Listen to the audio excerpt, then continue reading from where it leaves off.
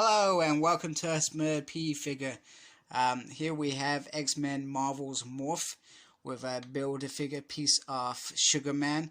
Now this wave came out of the blue. I was not expecting them to be so creative in these X-Men lines. So you can only expect more of these to come out in the next couple of years. I mean, the Age of Apocalypse is pretty much all the X-Men, just in different outfits and different personnels, and they, some of them ended up being villains, some of them ended up being good guys.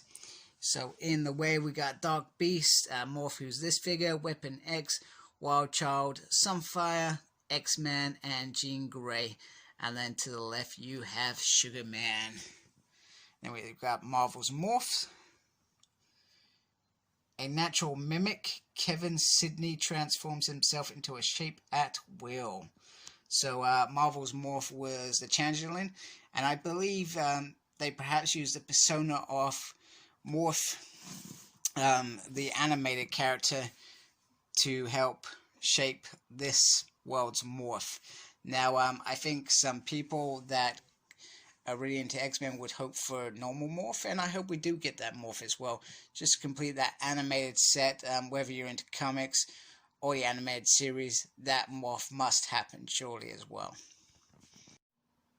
Just want to say thank you to Comics and Cocktails for delivering a set. One extra thing that they did as well is they gave fans who are buying this Age of Apocalypse set, they gave us the opportunity to get Blink for a quality price of £7, which I snapped up. Even though I have her, I thought it was a great deal, so I grabbed her as well.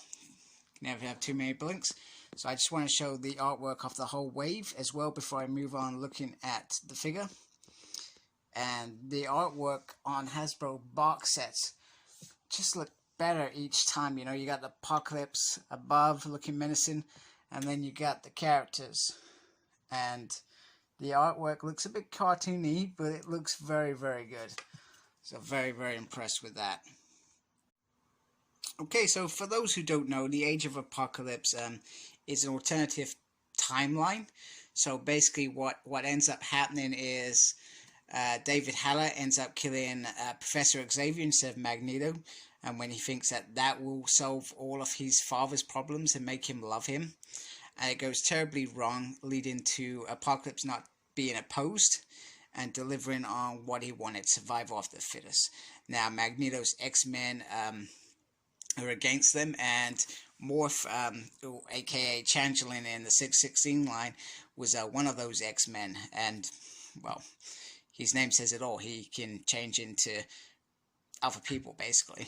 So, he is a comedy character of this series, and I believe, and I haven't read it, in Exiles he's in that series as well. So some of the characters spill out into that. I'm not entirely sure without reading it, and I don't want to comment too much on it because I don't know. But I enjoyed him. He's not my favorite character of this line, but he does look very, very nice. So Age of Apocalypse, one of my favorite series. I didn't read it in the 90s. I read it probably about 2006 with the complete collections, and it had the whole chronological series there. And I absolutely adored it. And I adored it so much that I absolutely hate when they tried to rehash the Age of Apocalypse line. You know, it was all about getting the timeline back to how it was. And it was a perfect storyline from start to finish. And that's how it should have ended. I hated this uncanny X-Force spills into the Age of Apocalypse world. It irritated me because it took away, in some ways, what it was. A fantastic, brilliant series. So there's not much to the actual figure itself. It's got the cool little weird comedy line up there. You know, he's a little white face. You don't get any alternative heads to go with him, and you don't get any alternative hands from him. So he's probably perhaps maybe one of the weakest links. He does come with the cool cape that he wore, and this cape reminds me that they could easily do Headmaster Magneto with this cape. Easily could do that, I feel. So I hope they do.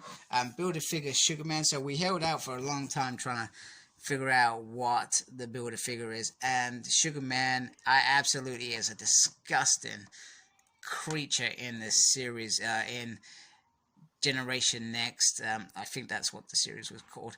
And it was probably one of my favorite series, where they go into one of these camps to rescue a mutant, and I'm not going to pretend to remember who the mutant was. I know it was Liliana. That's who it was. They're trying to rescue her, and it goes terribly wrong, and Sugarman is disgusting. He has this second in command who's also disgusting, and I just love how disgusting he is, and he just spills into the 616 world as well. So it's a good start with Morph. I'm so glad that they've given us this line, and you know, some of the other characters. We got the Apocalypse coming out later this year. You can only hope that a next wave would give us a Build-A-Figure Holocaust, which I've got, and during this line I will show him with some of the figures, maybe towards the end. Sinister as well was pretty cool in this. Just the figures do things out of character as well. Out of the characters that you love and you expect them to be, it's just brilliant, you know. Sabretooth being one of them. He's almost a hero in this series, and with Wild Child there.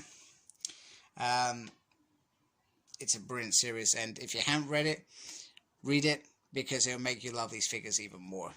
So like, comment, subscribe, follow me on Facebook. My page is SmurredP. Follow me on Twitter at SmurredP. Not exactly sure what I'm doing, but I'm there. And as always, embrace the geekiness. Take care. Goodbye.